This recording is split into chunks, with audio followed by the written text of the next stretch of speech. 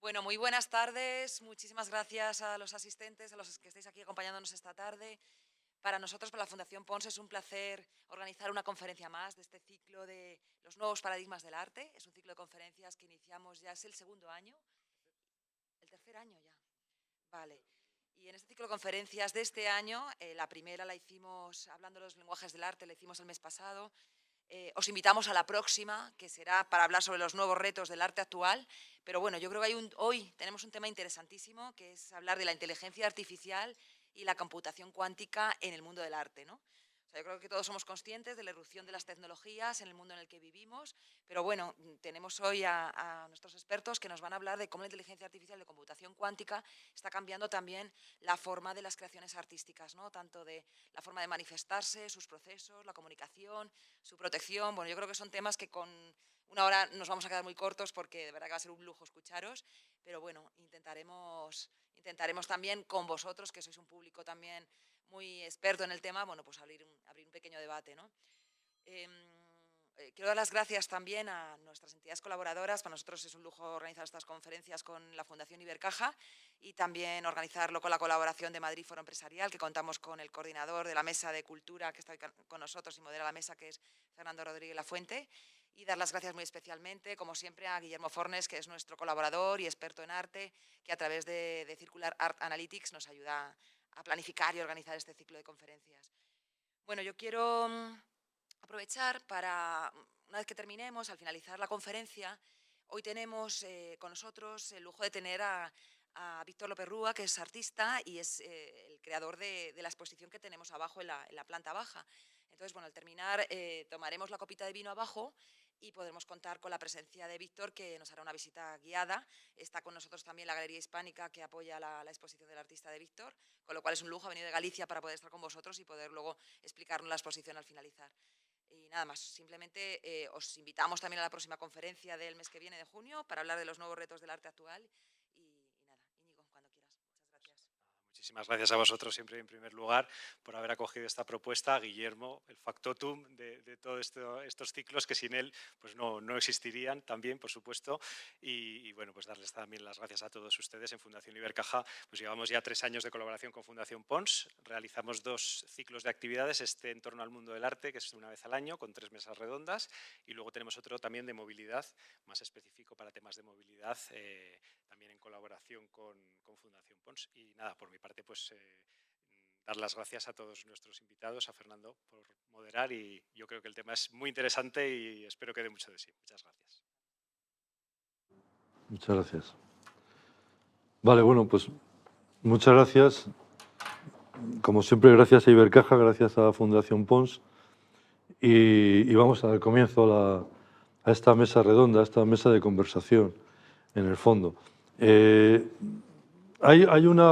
Permítanme una brevísima introducción para colocar un poco en el lugar de lo que vamos a hablar, aunque después seguro que es un sendero de jardines que se bifurcan los asuntos que pueden ir saliendo al hilo de la inteligencia artificial y la computación cuántica en el arte, ¿no? Que es lo que nos toca. En las artes, podríamos decir. Bueno, primero hay una cuestión obvia, y es que las nuevas tecnologías han creado nuevas formas artísticas. Yo voy a citar solo una, pero sería impensable imaginarse algo semejante a la novela que comienza en el siglo XVI, tal y como la conocemos hoy, sin la invención de la imprenta. La imprenta creó géneros literarios, por lo tanto, ya no hace falta estar en esa...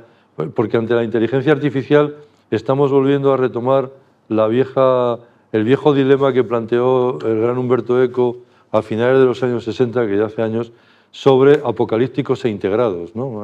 Ante la inteligencia artificial estamos encontrando los apocalípticos y estamos encontrando los integrados, ¿no? Los que están, más que integrados, los entregados, ¿no?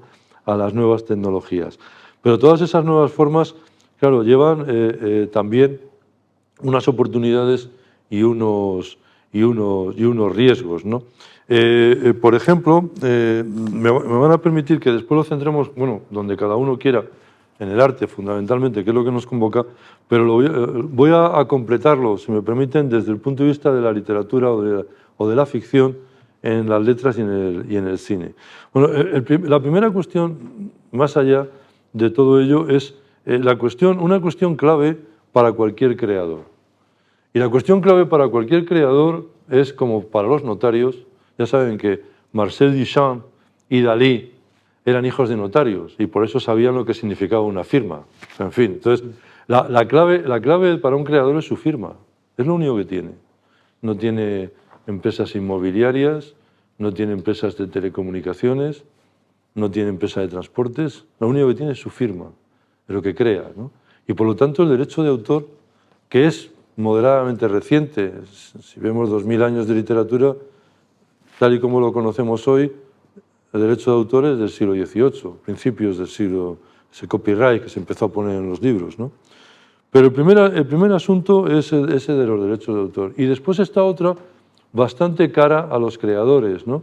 Que es la manipulación de la obra y colocada después en la red, o lo que el filósofo italiano Paolo Fabri ha llamado la era remix, que es la era del mestizaje de obras, ¿no? Alterar las obras en función de una nueva disposición, en disposición de una nueva, si ustedes quieren, sensibilidad creadora. Pero hay una cuestión todavía más compleja, porque, insisto, no vamos a caer en la tentación de apocalípticos e integrados. La cuestión más compleja es que en este momento la ficción se adapta al gusto del consumidor. Y se adapta al gusto del consumidor, o sea, esto vale para todas las artes, plásticas, musicales, cinematográficas o audiovisuales, como ustedes quieran llamarlas, porque aparece un nuevo agente, que es la neurociencia, ¿no? Que se está utilizando para conocer las preferencias culturales. Editoriales y productoras audiovisuales en este momento analizan las reacciones de lectores y espectadores para orientar sus futuras creaciones. Estamos hablando de términos que después se van a aplicar a la inteligencia artificial, evidentemente, que son la neurociencia, el neuroconocimiento y, sobre todo, el neuromarketing, ¿no? Que es un marketing sensual, fundamentalmente, ¿no? Y lo que se ha demostrado entre editoriales y productoras de cine es que, aplicando estas nuevas, si quieren, técnicas o magias laberínticas, han aumentado más de un 30% generado más riqueza, un 30% más que con la comunicación tradicional, ¿no? Como saben, todo lo relacionado con el cerebro impacta de una forma u otra en el mercado editorial, en el mercado, si quieren, artístico, en la manera en la que consumimos libros, obras de arte, etc. Desde la parte sensorial hasta la atención, las emociones que provocan los textos, los cuadros, las partituras y cómo todo eso se queda en nuestra memoria. Y hay tres campos donde se empieza a ver estas aplicaciones muy innovadoras, por cierto, en esto que es el Big Data, la inteligencia artificial y lo que se ha denominado la lingüística computacional, que significa cómo leemos, o cómo vemos, o cómo accedemos, cómo interpretamos y cómo procesamos datos en general. Y esto se mide de manera muy, muy curiosa, ¿no? Por ejemplo, en el caso del libro, se puede hacer en un cuadro, en una exposición, no pasa. El tiempo promedio de la lectura de un libro. 1. 2. ¿Cuándo los lectores están leyendo? ¿Por la mañana, por la tarde, por la noche? Y 3. Y cómo los lectores interactúan con los libros de diversos géneros. Si nos vamos al cine, los estudios de cine aplican términos de neurociencia para investigar qué reacciones provocan los trailers de las películas. Es decir, se está llegando a un punto, muy divertido por cierto, que se hace el tráiler sin que exista la película. No es una broma. ¿Qué significa eso? Que en función de la reacción emocional del tráiler hacemos la película o no la hacemos. Pero esto tiene unas implicaciones bastante curiosas, ¿no? Básicamente eligen un grupo experimental, le enseñan el tráiler y ven qué emociones despierta. Saben exactamente qué siente el espectador en cada segundo de ese tráiler y lo van modificando con la investigación para que sea lo más eficaz posible. Esto es lo que se llama un procesamiento de lenguaje natural. Este método identifica y clasifica automáticamente las opiniones de un texto en tres. Muy sencillo, por otra parte, elemental, Watson. Positivo, negativo o neutro. Neutro lo plantean cuando es sin sentimiento. También, mientras que otros identifican y sugieren recomendaciones más personalizadas de libros, películas, cuadros ya existentes que mejor reflejan lo que quieren o lo que esperan el espectador o el lector. Y esto implica una conversión de venta más fácil y más rápida. Ahora, la cuestión esencial, ya entramos en materia, la cuestión esencial, queridos amigos, es que esto afecta a la creación. Es decir, todos somos seres únicos y singulares. Divertidos, espectacularmente aburridos, diversos, pero somos únicos y singulares. Y la obra es única y singular. No hay nunca dos obras iguales. Hay plagios, hay chorradas por el estilo, pero nunca hay dos obras iguales. Y es más, el creador actúa desde, si me permiten, la locura, ¿no? Y sobre todo eso que decía el gran poeta norteamericano Ezra Pound, de que los artistas son las antenas de una especie. Las antenas de esa especie es que ellos están abriendo campos a lugares y a geografías que hasta entonces nadie había abierto esa puerta. ¿Tienen relación con la locura? Generalmente sí, a veces sí. Van Gogh, Rimbaud, es decir, todos los que han abierto las puertas a nuevas experiencias estéticas y sobre todo a transmitirnos nuevas emociones y sentimientos que quizás estaban dentro de nosotros pero que nunca se habían despertado, eso es una creación única y singular. Pero ahora tenemos que, con por ejemplo, la publicación de libros en sí, que atraen más al lector, se prefieren a adaptar, con la publicación de estos libros, que atraen más al lector, se refieren a adaptar la oferta a la demanda, interviniendo incluso en las historias, en el lenguaje, en el modo en el que se narra y en los personajes, utilizando las claves que procesa la neurociencia. Y precisamente nosotros lo que nos convoca hoy es, por lo menos, la presentación en sociedad, si me permiten, de la inteligencia artificial y de la computación cuántica. Y aquí, como siempre, y como ya se ha dicho y se ha dicho con buen criterio, esto quien lo organiza, quien lo piensa, quien lo lleva a cabo es Guillermo Fornes. Y ustedes no lo saben, pero Guillermo Fornes es ventríloco. Igual que Mari Carmen es un muñeco, yo soy el muñeco de Fornes, ¿no? Es el que él habla, vamos, él me habla y yo se lo cuento a ustedes, porque eres un poco tímido, pero lo haría estupendamente.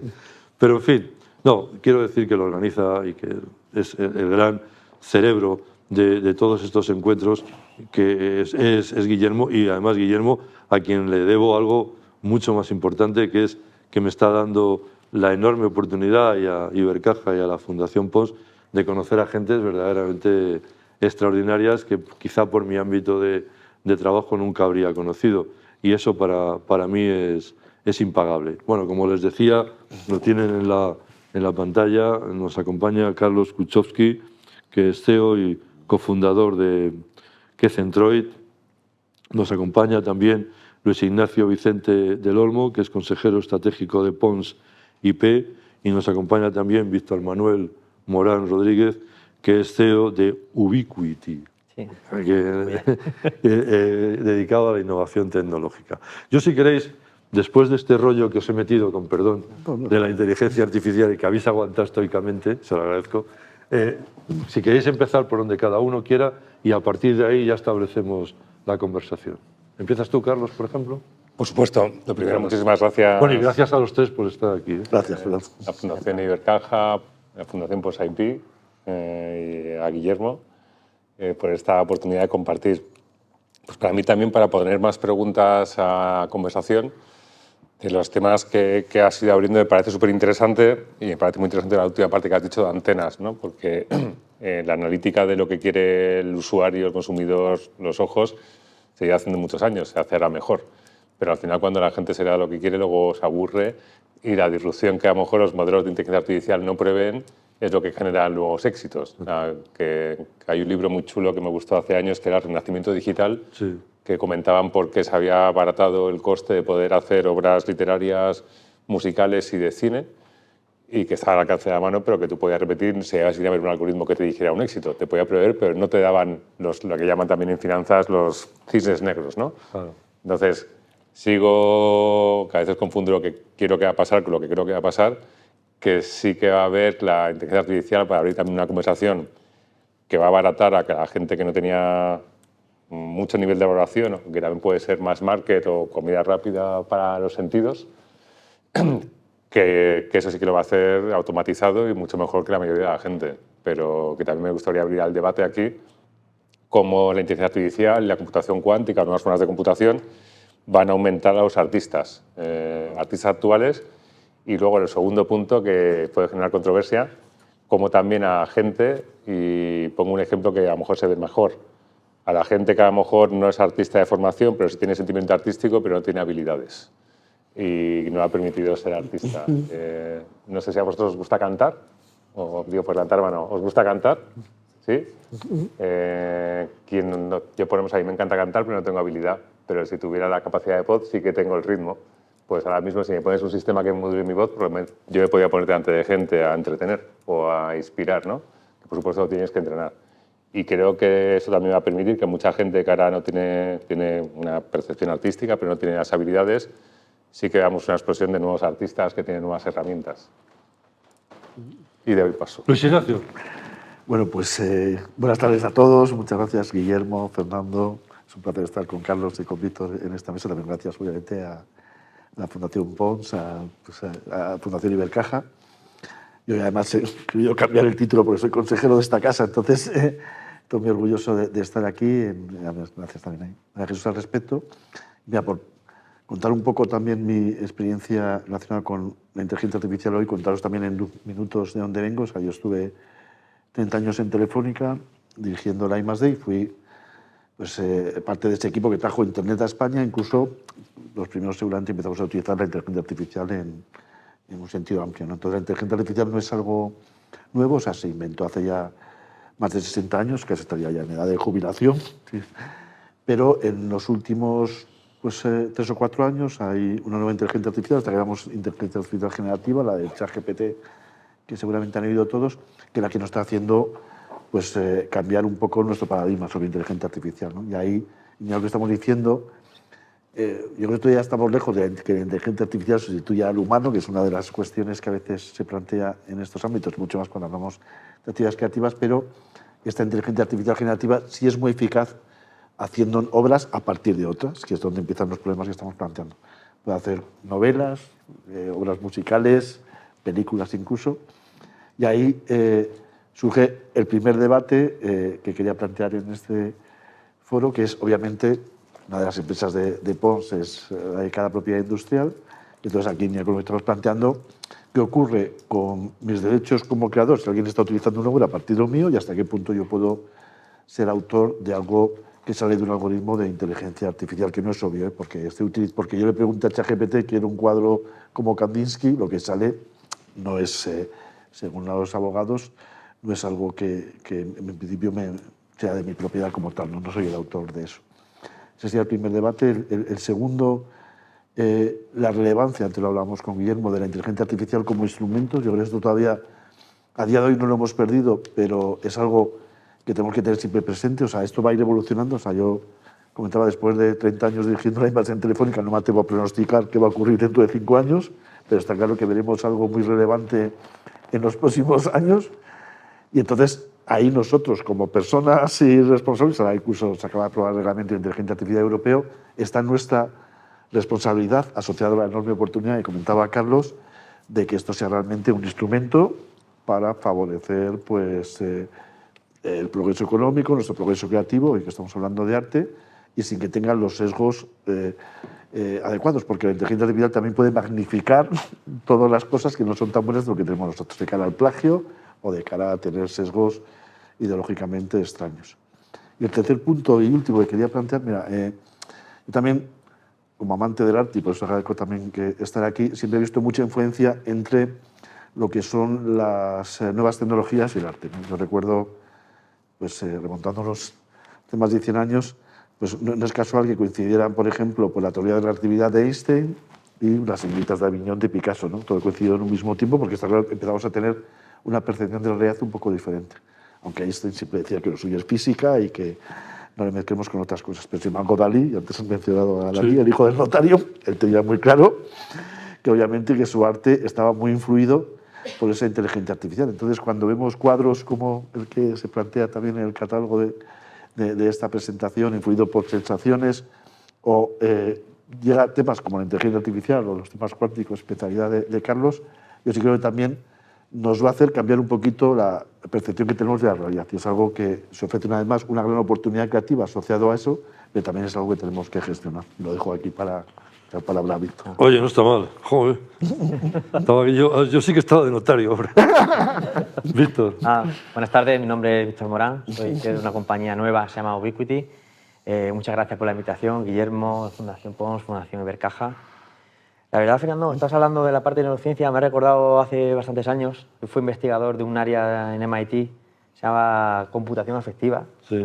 que ya hoy en día es muy relevante en sí, pero imaginaros esto, una mujer, hace 30 años en MIT hablando que las máquinas podían sentir, y sentir al final es arte. Y nada, encantado de compartir con estos grandes expertos en la materia. Y también me gustaría levantar algún debate, ¿no? Hasta ahora, bueno, la inteligencia artificial se puede percibir como una innovación más o menos disruptiva, pero desde mi punto de vista es más incremental que disruptiva, ¿no? Al final, incremental. O sea, planteando el modelo disruptivo como algo que realmente cambia el planteamiento del enfoque de lo que se está haciendo. Hasta ahora se utiliza mucho para audio, para vídeo, o incluso para escribir, pero al final no es más que volver a hacer lo que hacían las personas y muchos de ellos basándose en modelos entrenados por creaciones de personas, ¿no? Entonces, lo que planteo es que en el debate, ¿por qué no utilizar tecnología para algo que no ha hecho la persona, ¿no? O sea, hablábamos antes del tema multimodal o multisensorial. O sea, hay mucha inteligencia artificial generativa, cuadros, vídeos, pero ¿por qué no crear algo que unifique sentidos? El tacto, olores, luces, sensaciones, que hasta ahora era muy difícil porque no había un medio, hablaba de la imprenta al final es un medio claro, o la pintura, pero la tecnología habilita ahora nuevos medios que puede habilitar nuevos tipos de creativos que no solo debe ser la inteligencia artificial la que lo pueda representar. O sea, por ejemplo, eso que se ha buscado siempre en el cine, de que huelas las películas. Por ejemplo. Y incluso, tal y como estás planteándolo, se podría llegar al tacto. Obviamente, sí. Al tacto con los protagonistas. Tecnologías que cada vez están más desarrolladas, ¿no? Se puede llegar. Claro que sí. O sea, puedes, pero incluso con películas no hechas ahora, sino películas antiguas. Claro, sí, sí. O sea, perfectamente. Totalmente. Te puedes meter dentro del bar de Rick en Casablanca. Y tocarlo, ¿no? Tocar el piano, así. No, pero fíjate que hay un cuento divertidísimo de Woody Allen en uno de sus libros que se llama Cómo acabar de una vez por todas con la cultura, que cuenta que él, un tipo que está leyendo Madame Bovary de Flaubert y está tan interesado en la novela que se mete en la página 148.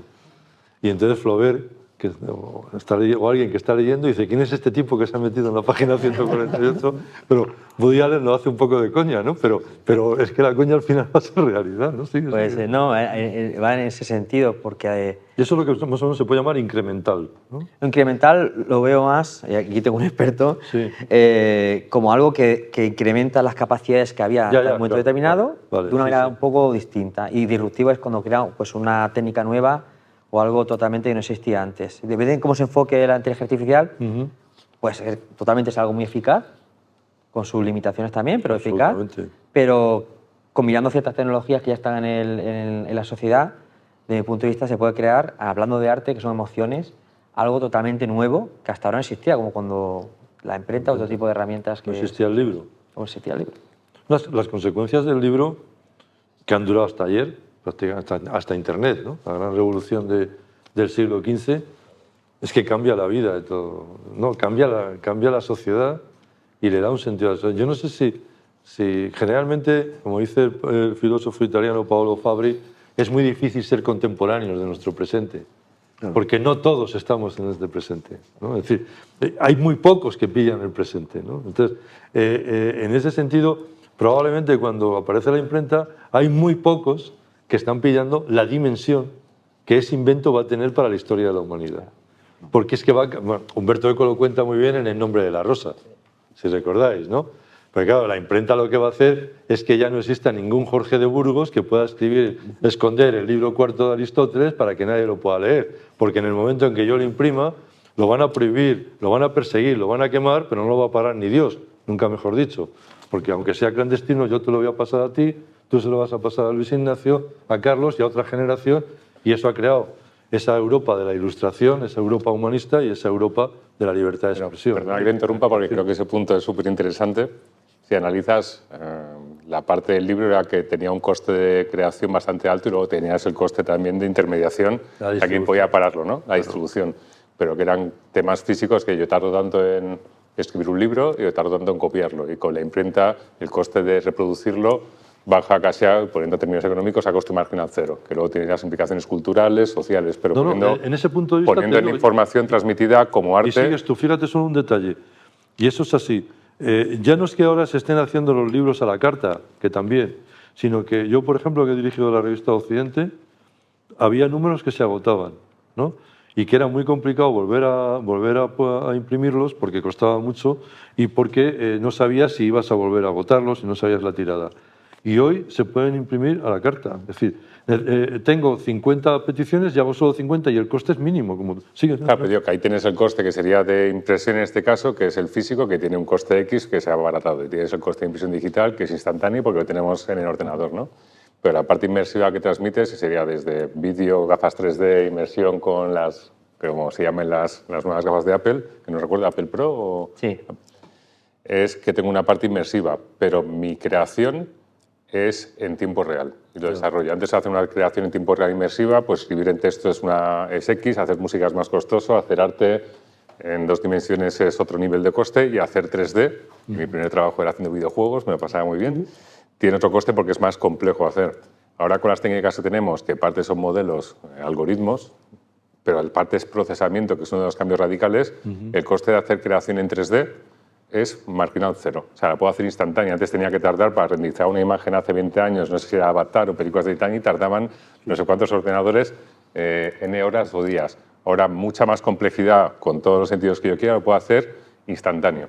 Entonces, eso genera que yo pueda hacer cada mundo a que yo quiera, de manera instantánea, hacer no solo tu película, tu experiencia, y creo que ese cambio es bastante relevante. Es decir, lo que se plantea, estaríamos en un segundo estado. Primero, lo que hemos vivido de aquí, desde la Segunda Guerra Mundial hasta ahora, ha sido, por lo menos en el entorno de la Unión Europea, hemos vivido una democratización de la cultura, es decir, una democratización del acceso a los bienes culturales, para decirlo más claramente, que antes eran unas élites, no porque fueran más listos, sino porque estaban mejor educados. Y cuando esa educación ha sido mayoritaria y la gente ha accedido a disfrutar de las meninas, por decirlo de alguna manera, pues eso es un proceso democrático. Y lo que tú plantearías, si me corriges, es que ahora estaríamos en un estado superior, vamos, o un estado ampliado, que sería la democratización de la creación artística.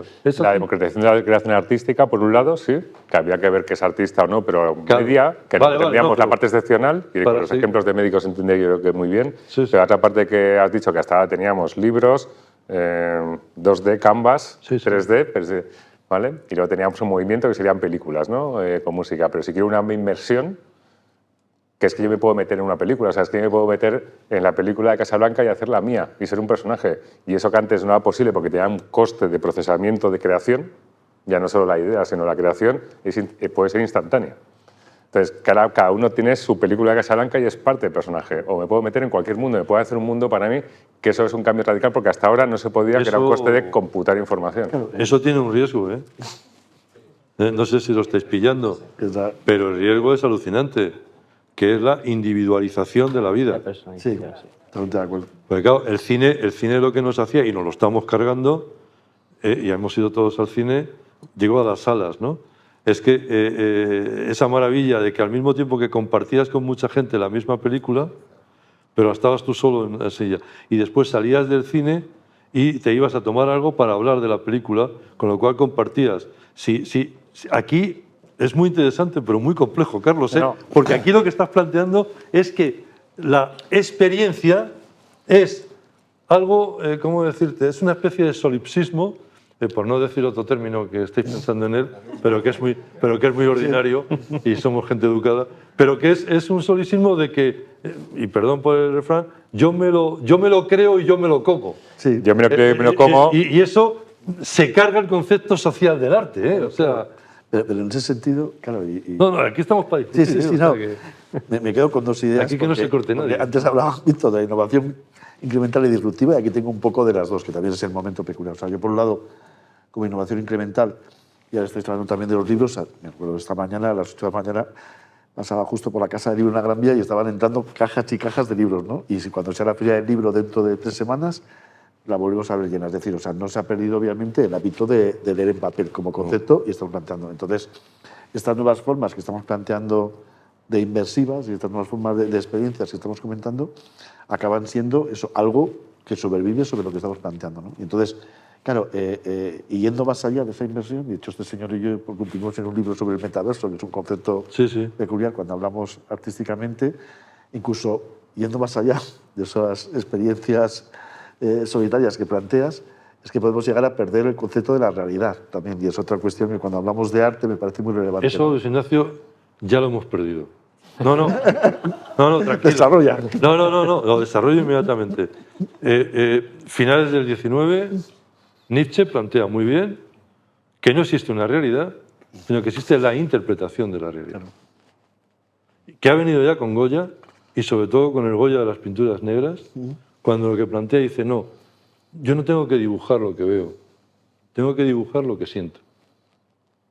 Lo que siento al ver eso, el camino al impresionismo, inmediatamente después al expresionismo alemán, donde se va a exagerar todo eso, es evidente, ¿no? O sea que, tranquilos, que el concepto de realidad, tal y como se ha podido entender desde Homero hasta Nietzsche, y lo estamos viendo en la realidad social, política y económica. Y entonces ahí... O sea, que es que no hay realidad. Está totalmente de acuerdo. Ojalá hubiera una realidad. Hablaba, esta ya la hemos perdido. Claro, de las señoritas de Aviñón, de Dalí. Entonces la cuestión es cómo estas nuevas tecnologías nos van a ayudar también a llevarnos a hacer una nueva interpretación de la realidad. Eso sí. Y esa es la complejidad. Eso sí. Víctor. No, buena. También hilando un poco con la capacidad, ¿no?, de ahora de las nuevas tecnologías de personalizar, que puede ser un problema, pero al final esto lleva ya bastante tiempo. Recuerdo cuando en mi infancia los libros estos de aventura, que elegías una página, al final estaba un poco estructurado, ¿no? No era de camino libre, pero sí había cierta personalización. Los videojuegos en sí, que es un arte también, es personalización. Cada uno puede tomar... Es verdad que al final hay ciertos recorridos marcados, pero también recordaba de mi época esta de investigador, había un compañero, que además es español, que a mí me daba cierto orgullo de estar allí en MIT y tener gente tan potente de España, Javier, que hizo una empresa, hizo una tecnología y lo que hacía era crear música a partir de los indicadores emocionales de una persona. Se utilizaba tecnologías de computación afectiva, el estado de ánimo, lo sacaba además con un móvil, por el pulso, por la temperatura, por el reconocimiento facial, y generaba música en el momento.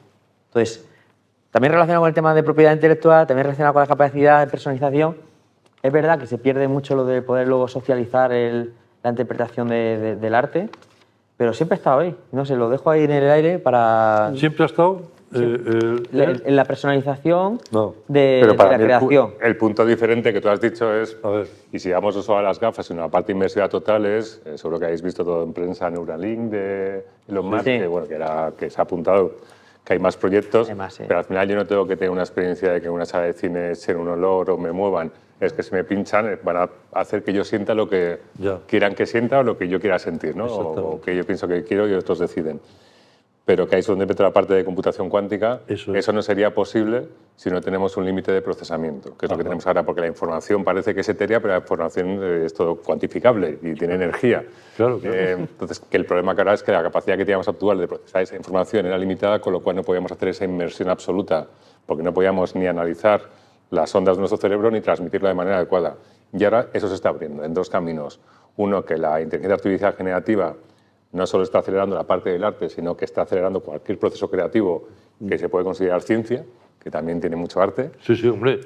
Muchísimo. Entonces, ciclos donde antes se pensaba que íbamos a tardar X años en tener algo más pequeño para analizar las ondas del cerebro, están viendo que lo están haciendo mucho más rápido, porque el ciclo de prueba y error o de aproximaciones está yendo más rápido. Entonces, ahí entra la parte cuántica, que es toda esa información que hasta ahora, con la capacidad que tenemos de procesar, no es posible. Tenemos algo que encima no sabemos cómo funciona. Bueno, no sabemos cómo funciona, pero no sabemos entender qué sucede. Ya. Que es la mecánica cuántica, por eso Einstein se cabrea tanto. Y bueno, luego Oppenheimer con la bomba, pero antes Heisenberg y Rödinger, que es que podemos procesar esa información como antes no hemos hecho. Y volviendo al cine, a los videojuegos, porque ahora ya puedo hacer películas en tiempo real casi con diferentes finales. Lo que dicen ahora algunos estudios es que no funciona porque la gente no habla, entonces no la comparte. Y no hay modelo de monetización adecuado porque el coste es X, que el coste baja. Sin embargo, en los videojuegos, yo ahora puedo hacer videojuegos infinitos. Bueno, infinito que hay diferentes tipos de infinitos. Sí, sí. Pero puedo hacer infinitos, no es que tengan 3, 4, 5, 25, 300 finales, es que se va a adaptar a cada uno. Y esa parte es donde parece que la gente está buscando más esa inmersión y esa particularización, que la experiencia se adapta a mí. Peligro, que podemos meternos en un entorno donde no queremos compartir con otros. Para mí la alegría de esto es cuando miras sociedades a las generaciones más jóvenes, y creo que muchos conocéis Roblox, es un entorno virtual que el 60%, que es de más estudios, de chavales entre 12 y 16 años que los últimos años han jugado en Roblox, no juegan en Roblox, están en Roblox socializando. Claro. Entonces, que probablemente nos sorprenda, porque donde pensamos que esa distopía va a ser que yo quiero mi futuro onanista, la gente va a tener su mundo paralelo en grupos. Entonces, para mí lo gracioso va a ser cómo pasamos de grupos a otro y cómo ese arte se comparte. Claro, porque probablemente otro de los fenómenos que citas es que estamos pasando de ser un continente a ser archipiélagos. Pero archipiélagos con una ramificación y una liquidez de transmisión de información casi cerca del tiempo real. Perfecto. Claro, porque hay otra cuestión también que se nos plantea. Hay una maldición china, es maldición, no es refrán, o sea, cuidado por lo que voy a decir, que es ojalá vivas tiempos interesantes. Sí. Es decir, porque efectivamente la Segunda Guerra Mundial fue interesantísima, ¿no?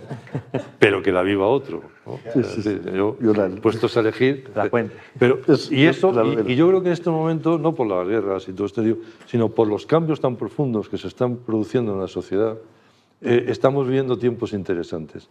¿Qué quiere decir? Que, por citar lo de Stefan Zweig, está desapareciendo el mundo de ayer y no termina de llegar el mundo de mañana.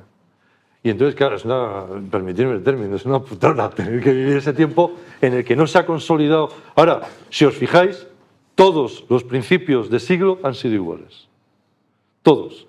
Si hiciéramos yo lo he hecho en clase a veces, ¿no?, con los alumnos, pero díganme 3 inventos tecnológicos de principios del siglo XX que cambiaron radicalmente, no las artes y las letras, sino la vida cotidiana de la gente. Que lo cambiaron radicalmente. Os voy a poner 3 para seguir jugando. El avión, el coche, fundamentalmente, el avión, el coche y el cine. Porque el cine crea el imaginario colectivo con una diferencia con la literatura.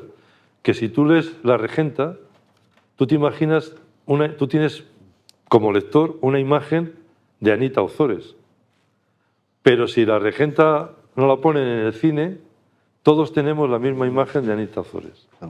Es decir, para que lo contaba muy bien el gran director Víctor Erice, yo vi primero Frankenstein, la película de James Whale de los años 30, y después leí el libro de Mary Shelley.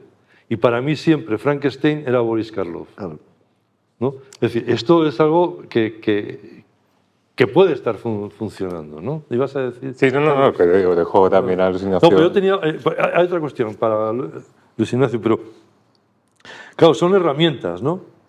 Permitidme la broma, que es muy mala, pero el cuchillo es una herramienta. Claro. Que sirve para... en fin, no, todos hemos visto a Aníbal Lecter, pero... es decir, claro, el uso de las herramientas, ¿no?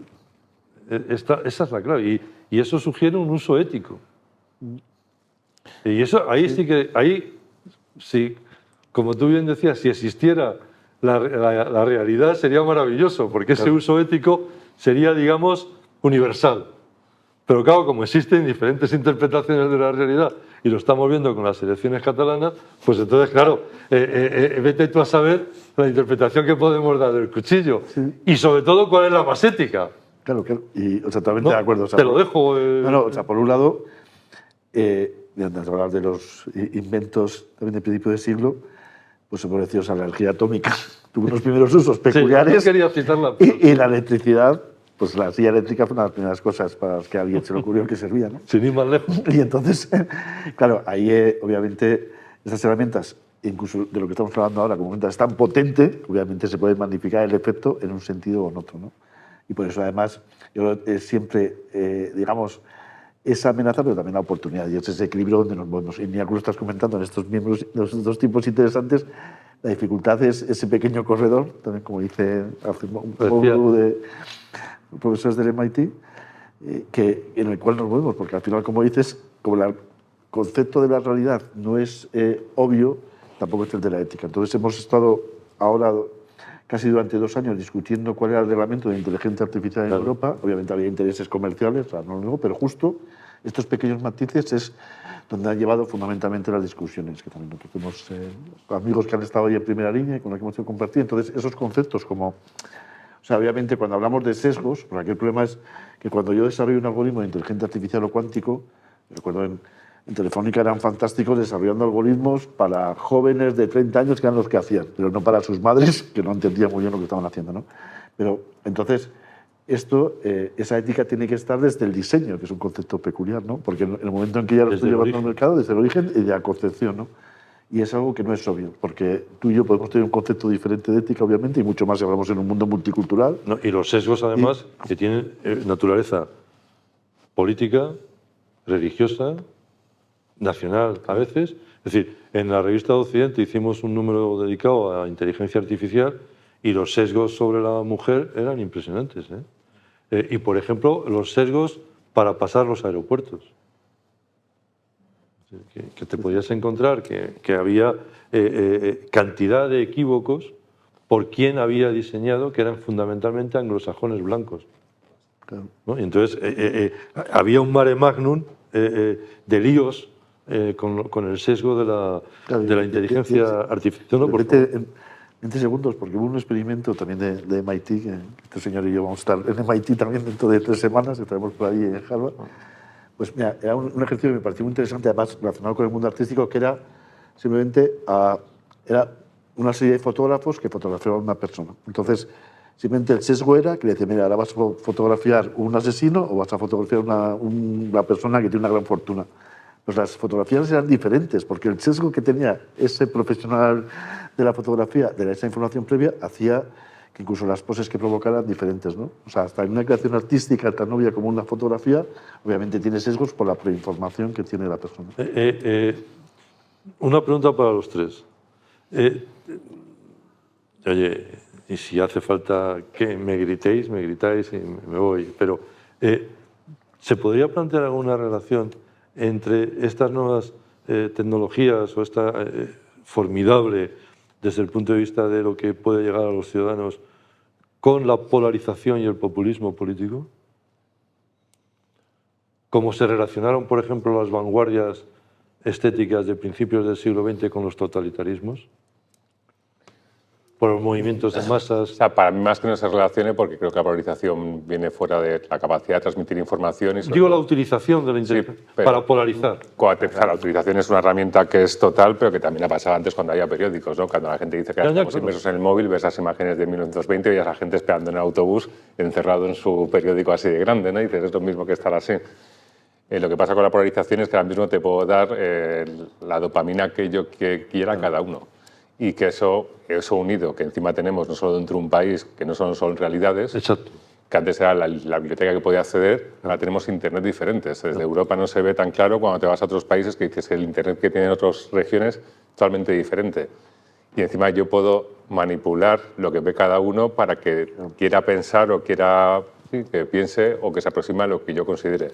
Entonces, eso está generando polarizaciones muy fuertes dirigidas y luego no buscadas. Y os pongo un ejemplo. El primer algoritmo de Twitter, ahora X, no buscaba polarizar. Lo que habían dicho es que tenía que fomentar la atención.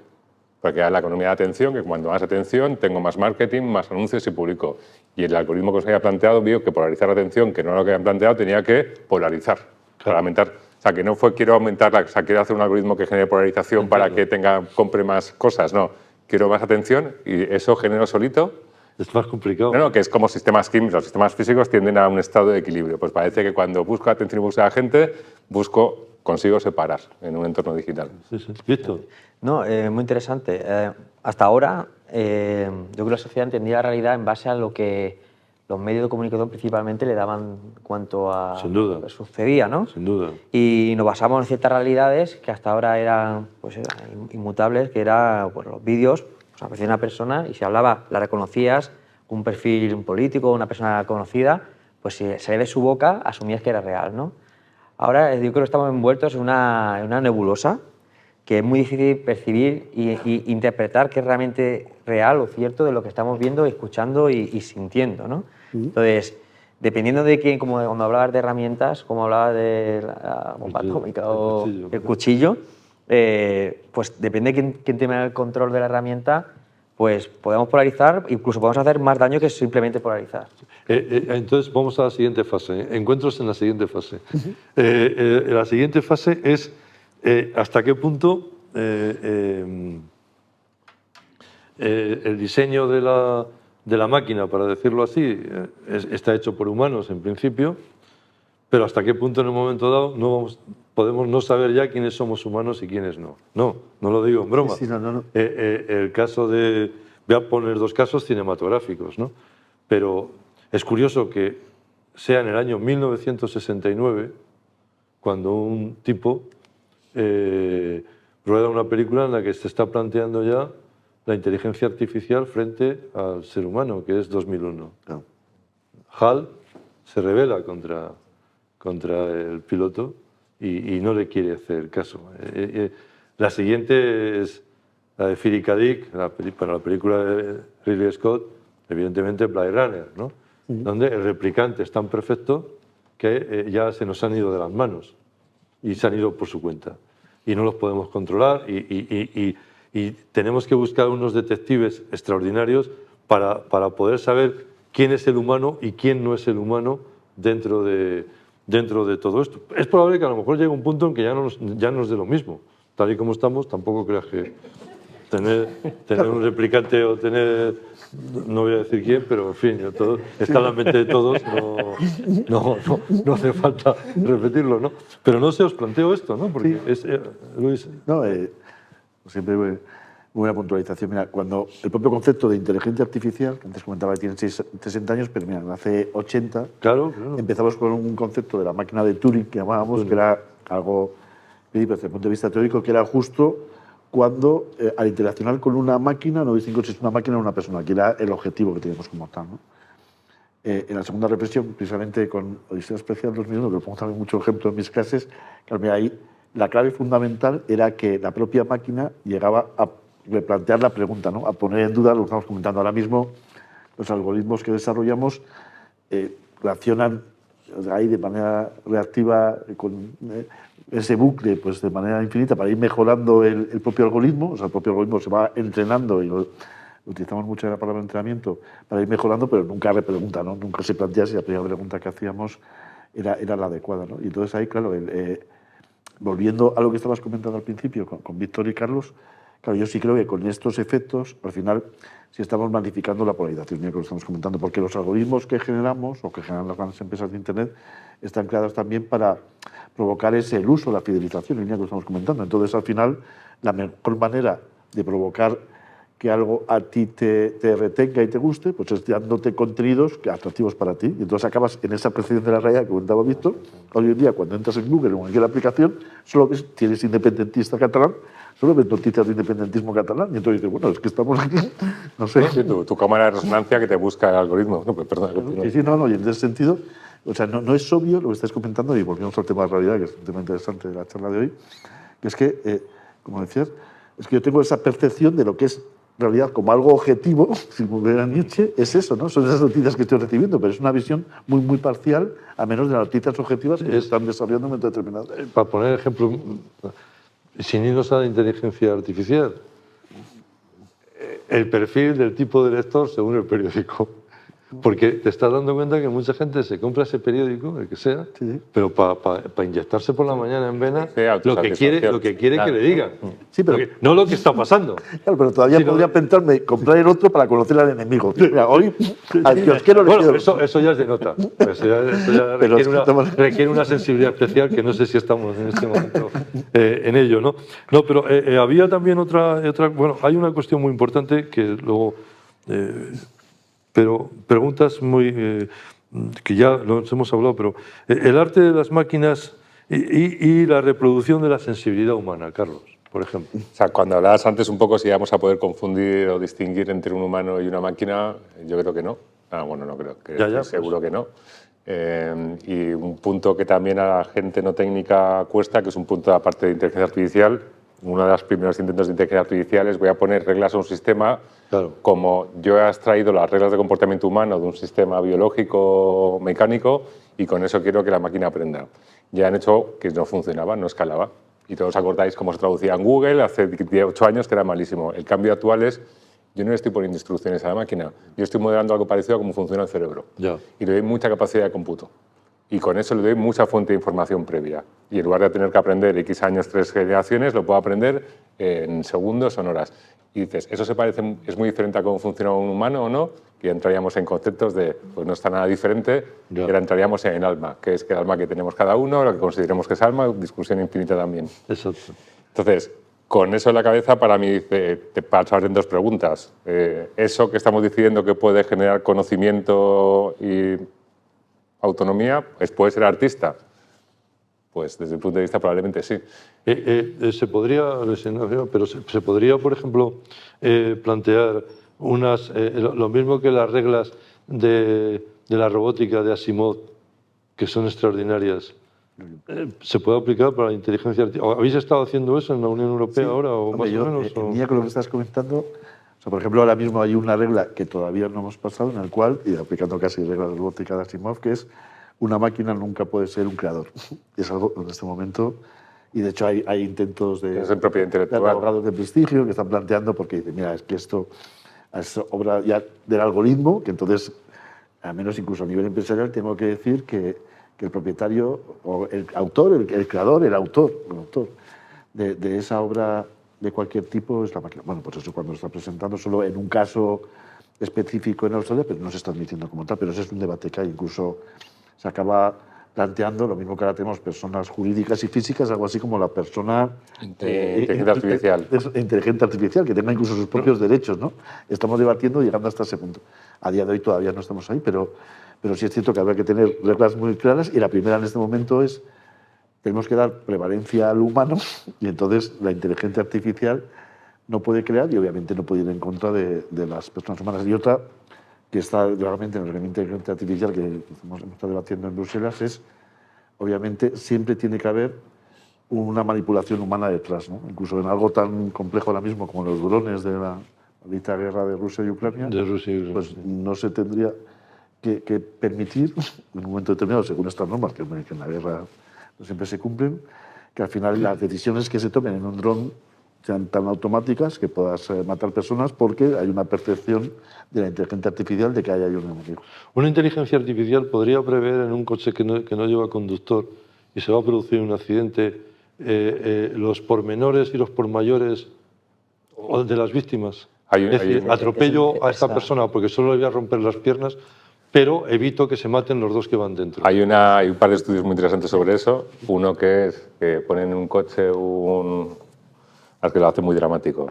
Un pediatra jubilado con su mujer solo, y en otro coche una familia de inmigrantes con 4 niños pequeños. Sí, bueno, y hay un momento que se va a estimar, pero justo cae un rayo, con lo cual el sistema no ha dado tiempo a prever y tiene pocos segundos a quién mata, ¿no? En las que les alcanza muchas vidas o todas las vidas que hay por delante, ¿no? Exacto. Y luego salen dudas como la parte de sociedad que tenemos los seguros, que luego es quien tiene responsabilidad, que es parte por lo que los otros autónomos no entran, por la parte de seguros. Y luego hay otro estudio muy interesante, que es cuando la gente habla de ética Y yo intento, a mí no me gusta nada cuando la gente habla de tecnología para el bien y para el mal, porque depende, me gusta Claro. más prosperidad. Hay otro juego que hicieron con una universidad, yo creo que era de nórdica, que ponía que tú ibas en un coche autónomo solo, acompañado de los escenarios, y podías ir por una carretera que pasar por un paso de cebra o contra un muro. Y en el paso de cebra ponían diferentes escenarios, entonces ponían gente joven, gente mayor, gente obesa, gente delgada, ladrones, y los habían caracterizado muy bien. Y veías que diferentes culturas decidían o matarse o pillar a gente. Entonces había gente que prefería pillar a gente mayor que a gente obesa, que a ladrones, depende de la cultura. A partir de los atentados de las Torres Gemelas, si recordáis, hay un avión que se estrella voluntariamente. Hay una película incluso sobre ello y se plantea por qué ese avión iba contra el Pentágono, más o menos, ¿no? Entonces, los propios pasajeros lo que evalúan es las muertes que va a haber, la catástrofe que va a haber o las muertes de ellos. Es una cosa fuera de lo normal, ¿no? Pero incluso en Alemania se llegó a plantear dentro del Código Penal y de tal, si en una situación de esas, ¿qué órdenes se tienen que dar?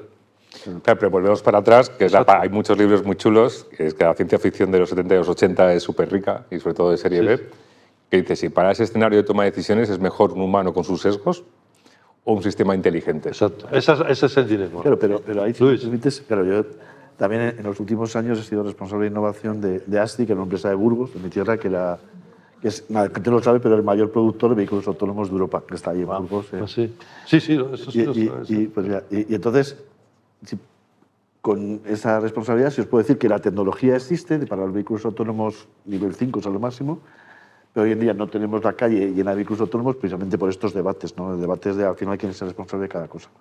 Y por llevar un tema de extremo, ya como lo comentaba Carlos, el ejemplo es que si esto ocurre en India, entre una vaca y una persona, obviamente salvar la vaca, porque culturalmente ellos tienen ese principio. ¿Sí? Entonces, al final, claro, llegamos otra vez a la ética y los sesgos asociados a la inteligencia artificial. Además, ese estudio estuve justo cuando estaba en MIT, lo estaban exponiendo, y me sorprendió mucho porque además en mi momento de allí estaba colaborando mucho con japoneses, ¿no? Y cosas que de facto ves que son realidades en tu interpretación de lo que es ético y no, ellos lo tienen totalmente distinto. O sea, en ese ejemplo recuerdo lo de los niños o lo de los ancianos. O ya por el número de niños o el número de ancianos. Y era totalmente distinto a lo que podríamos un occidental europeo interpretarlo, ¿no? No os imagináis, yo he vivido en China y he dado clases en Japón. Cuando llegas a Frankfurt, ¿no? Vuelves de Pekín o tal y vuelves a Frankfurt, dices como ET, ¿no? Mi casa, mi casa. Porque ves que las diferencias de Frankfurt y Valladolid son ridículas. Es cierto. Absoluta. O sea, que no te quiero decir ya los que quieren montar fronteras dentro de... No, eso ya es como de coña. Sí. Pero efectivamente, es tal... ¿sabes? No sé qué percepción tuvisteis, pero yo he estado 2 años en Pekín y tal, era que el espacio, el paso del tiempo es muy distinto. El paso es el mismo. La percepción del paso del tiempo es muy distinta en Oriente y en Occidente, independientemente de las tecnologías, de la inteligencia artificial, de los desarrollos económicos que Japón, por supuesto, y China en los últimos años han tenido, ¿no? Eso es... Y iría incluso a más, incluso hasta la interpretación de los gestos es totalmente distinta. O sea, en un momento yo estaba totalmente perdido. En China no se dice no perder la cara. No perder la cara es mostrarte al otro. Imagínate en una discusión o no sé qué, tú no le miras al otro y es un desprecio no perder la cara. Acercarte aquí, estas cosas que tenemos aquí en España y en otros sitios, ¿no? Del que te está echando casi el aliento para tal, eso es una agresión física brutal. En Japón... Y mira los ojos. Y mira los ojos. De hecho, en Japón, si os dais cuenta, ese saludo así es para mantenerse separados. Para no tocarse. O sea, tocarse es una... La inclinación depende de la jerarquía. No te quiero decir lo de... ¿Qué pasa, chaval? Bueno, vas así. Bueno, socialmente termina así. Y esas percepciones, efectivamente, Carlos, en la inteligencia artificial tienen que... Es la parte curiosa porque dices, ¿cómo pongo reglas internacionales que tenemos reglas comunicación internacional? Un experimento que estaba haciendo con unos amigos, porque aquí estábamos pensando en agentes independientes, o en sistemas inteligentes independientes, pero luego tenemos agentes, ¿no? Entonces, cuando discutía con colegas de una universidad, yo puedo poner reglas para quitar sesgos o puedo poner un agente controlador. Y pongo el ejemplo un poco raro. Si tengo que discutir qué es ético o no, en un sistema occidental el judío-cristiano, solo tengo que poner un abuelo o una abuela cristiano en la discusión. Claro. Si quiero que 15 niños en un patio de recreo no se maten, ¿qué tengo que poner? Claro. Un abuelo o una abuela, por exagerarlo. Mi punto con eso es que para tener esa discusión ética entre diferentes culturas, probablemente la mejor manera no sea poner reglas, sino sea generar personajes y pensar más en cómo organizamos a nivel colectivo, porque estamos pensando que son digitales y son cosas abstractas independientes. Evidente. Tenemos que pensar de manera colectiva cómo se organizan entes. Oye, una pregunta, bueno, casi última, porque se pasa el tiempo maravillosamente, pero para los tres, y aquí cada uno que diga lo que quiera, como siempre, la computación cuántica, ¿qué mejoras aporta? Vamos a empezar ahora al revés. Empiezas tú y termina Carlos. Víctor. Bueno, yo creo que al final la computación es el motor de procesamiento de muchas de las tecnologías que tenemos a día de hoy. Y muchas de las nuevas innovaciones que hemos tenido últimamente vienen por el incremento de esa capacidad de cómputo que la ley de Boole ya está al límite, ¿no?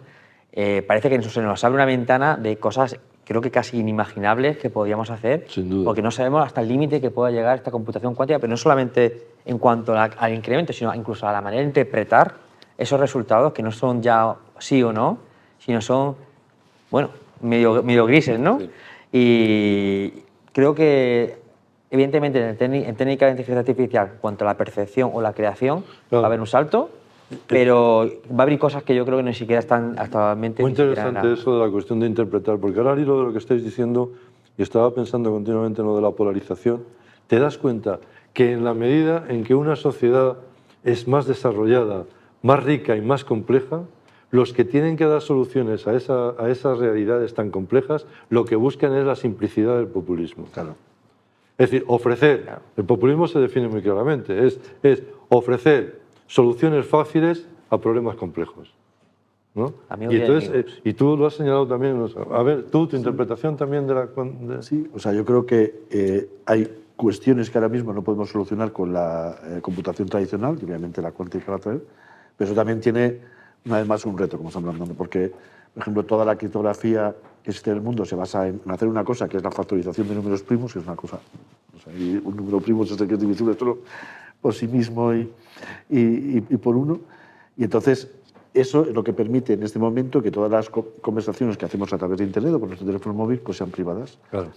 La computación cuántica, eso lo puedes encriptar en segundos, ¿no? Entonces, tenemos que plantear ya, cuando eso llegue, el reto de cómo plantearlo. Y otro matiz es, mira, la cuántica se basa también en principios que sean derivados de la realidad. Esto ya es el esoterismo puro, ¿no? Porque baja el principio de superposición, es decir, que una cosa puede estar pues, en dos sitios a la vez, y el entrelazamiento, que significa que una cosa que está aquí y otra mejor en Londres, pues tienen efecto, ¿no? La cambio aquí y se cambia allí. No sabemos por qué, o sea, desafía totalmente las leyes de la lógica, Sí, sí. pero como humilde doctor en física, esto seguro que es así. Y entonces, claro, ya esto es ya un paso más allá de esa percepción de la realidad. Si eso llega al arte que estamos comentando o incluso a la percepción de cosas que podemos hacer, claro, vivimos una vez más un paso que eso va a ser cuántico, nunca mejor dicho. Carlos. Pues para mí la computación cuántica va a permitir modelar, simular y replicar la naturaleza, el cerebro y las organizaciones colectivas. Y a partir de ahí, lo que eso genere. Pues eso, permitirme la grosería, eso acojona. Adiós. ¿Quieres hacer alguna pregunta, algún comentario? La computación cuántica empezó con Richard Feynman, uno de los científicos más interesantes para mí, que en los años 80 dijo que para poder calcular cómo la naturaleza funcionaba, desde átomos, partículas subatómicas o sistemas de fluidos, que es muy complejo, lo estamos haciendo con abstracciones digitales, ceros y unos. Entonces dijo que la única manera era modelar la naturaleza, cómo funciona la naturaleza, que es cómo funciona la mecánica cuántica. Entonces en ese momento lo que hemos tenido es la capacidad de cosas complejas, que no sabemos cómo se interactúan los átomos, o cómo funciona la batería, o cómo funciona el tiempo, o cómo funciona una sociedad cuando juntas a más de N personas, las interacciones que puedan hacer. De pronto todo eso lo puedo modelar. Una vez que lo modelo, que es saber cómo son las interacciones, lo puedo simular, y una vez que lo simulo, lo puedo hacer lo que yo quiera, replicar, crear o hacer lo que quiera. Y predecir. No sé si he conseguido... Y predecir. Y predecir, ¿no? Si simulas y generas, pues predecir qué va a pasar después. Claro. Pues tienes el Sí, momento. pero decir que ahora, o sea, en ese momento que he modelado simulado, pues ya puedo hacer lo que quiera. Claro. Está claro. ¿Alguna pregunta más? ¿Comentario? Adelante. Soy físico, pero no hice, digamos, fundamental. Me fui a la electrónica, a la automática, a las bases de lo que han permitido digamos, la sociedad de la información. Sin embargo, por ejemplo, yo estoy haciendo una reflexión con respecto a lo que ocurrió con la energía nuclear, ¿no? En un primer momento, digamos, quien la diseñó pensó en una fuente continua de energía, inmediatamente hubo quien la utilizó para crear unas bombas. Con la inteligencia artificial, vamos a decir que estamos en el mismo caso. Es decir, la inteligencia artificial se lleva desarrollando. Yo cuando estudiaba físicas ya empezábamos a trabajar en el tema del lenguaje natural y hice la carrera hace 45 años. O sea, quiere decir que ha llovido mucho, pero que hemos estado haciendo muchas más cosas y parece que la han inventado ahora 4 tíos de Estados Unidos, ¿no? De eso nada. Entonces, tenemos ahí, digamos, una oportunidad interesante, pero digamos, ante los primeros sesgos que ha tenido la inteligencia artificial y además, precisamente, ChatGPT, ha sido la Comisión Europea crear una directiva para pararle los pies, porque se había ido de mano. Curiosamente, estamos pensando en la industria 5.0, que es la 4.0, la tecnológica, con la visión humanística. Con la visión humanística pensando centrada en la persona, tanto en el trabajador como en la sociedad a la que da servicio, ¿no? Y con esto, con la inteligencia artificial, se nos ha ido de las manos y quizás de ahí esa directiva, ¿no? Y yo, uno de los problemas que he visto haciendo un símil con la energía nuclear es la tiranía que genera esta tecnología. Utilizar técnicas de neurociencia con esa capacidad de cálculo, es decir, al final lo que permite es vender un producto, o unas ideas, el populismo, nuevos valores simplificados, pero realmente la tiranía está en el control del canal entre el creador y el consumidor, la sociedad, ¿no? Y ese es el problema, es decir, al final el producto, vender chips, patatas chips, con sabor a jamón, y no tiene nada que ver con el jamón, no hay jamón, ¿no? Esto es lo que nos puede generar la inteligencia artificial. Entonces, tenemos que saber enfocarla. Me ha gustado la referencia de hacer algo disruptivo, algo que no hayamos hecho los humanos, que nos hubiera costado un montón, pero, desde luego, limitar digamos, esa tiranía a la que nos puede llevar y esa falta de humanismo, ¿no? De la tecnología. Dos reacciones sobre eso que me parece súper interesante. La discusión que hay en Estados Unidos y en Europa sobre quién controla los medios de comunicación, las plataformas, ¿no? Exacto. Que es la plataforma es la que tiene que poner los controles de que se puede comunicar o no, o tiene que ser el gobierno el que lo hace. Y creo que a ninguno nos gusta ninguna de las dos opciones. Ninguna. Y sale una tercera vía que a lo mejor la mejor opción es un sistema inteligente que hayamos validado con agentes que pongan ética a esa, porque probablemente sea la única forma de controlar esa complejidad. Y luego la otra parte que ponía sobre la bomba atómica o la energía, me recuerda también hay un documental muy chulo, que no recuerdo el nombre del científico, que era la persona que más muertes ha generado y más vidas ha generado, que era el que hizo toda la parte de armas químicas, pero también hizo la aplicación del nitrógeno para tener fertilizantes. Y era el mismo, o sea, principios similares, ¿no? Sí. Que, gracias a Dios, parece que las armas químicas, la sociedad como tal, las ha abandonado en gran volumen, ¿no? Que espero que seamos capaces de hacer lo mismo con estas nuevas herramientas. Claro, y ahí se me ocurren también dos reacciones. Primero, la dificultad de la barrera de entrada, ¿sabes? El problema también es que tener pues, energía atómica al final fue de pocos países, y de hecho a día de hoy no hay pocos países que pueden generar uranio enriquecido, etcétera, como sabes, y esto puede ser muy masivo, pero eso tiene también la doble realidad de la relevancia, que hoy no hemos hablado, porque era hacia el arte, pero el propio concepto de soberanía tecnológica, de autonomía estratégica, ¿no? O sea, yo creo que esto es un concepto que en España o en Europa, en el sentido más amplio, pues tenemos que estar posicionados, porque si no, al final vamos a ir manipulados por terceras entidades. Entonces yo creo que, de la misma manera, con el paralelismo que la energía nuclear fue la base de la Guerra Fría para muchas cuestiones, pues aquí estamos ante una tecnología que obviamente tenemos que controlar. Ese punto creo que es crucial. La soberanía tecnológica, parece que pensar en soberanía está fuera de momento, y creo que es más urgente e importante que nunca. Ni lo dudes. Bueno, oye, pues muchísimas gracias a los tres y sobre todo muchísimas gracias por la asistencia. Y al final, sí, ya que has citado tú las humanidades y tal, yo recordaba creo que era Stefan Zweig, pero que dice, si usted está ante una operación de riesgo, le van a operar, ¿no?, de riesgo, y tiene las opciones de dos médicos, ¿no?, de dos cirujanos extraordinarios, los dos competentes al máximo en su ámbito, ¿no? Dice, entre los dos, y usted tiene que elegir uno de los dos, ¿no? Elija el que haya leído a Chekhov. Buenas tardes, muchas gracias.